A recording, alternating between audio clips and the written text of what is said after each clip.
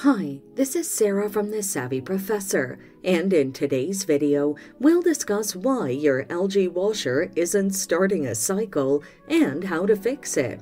Keep watching until the end to learn how to do this and more.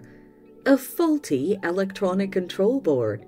The electronic control board is the brain of the washer's operations, including running cycles. If it malfunctions, your LG washer will have trouble starting a cycle.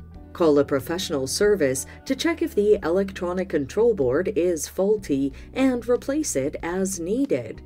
A faulty door lock assembly.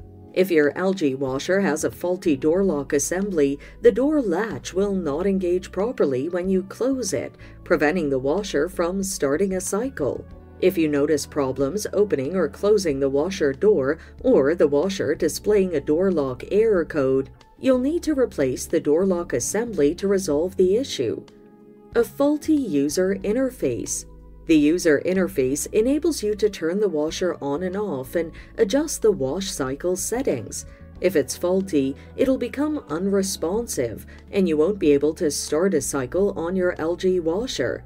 Seek professional assistance to repair or replace the user interface control to resolve the issue.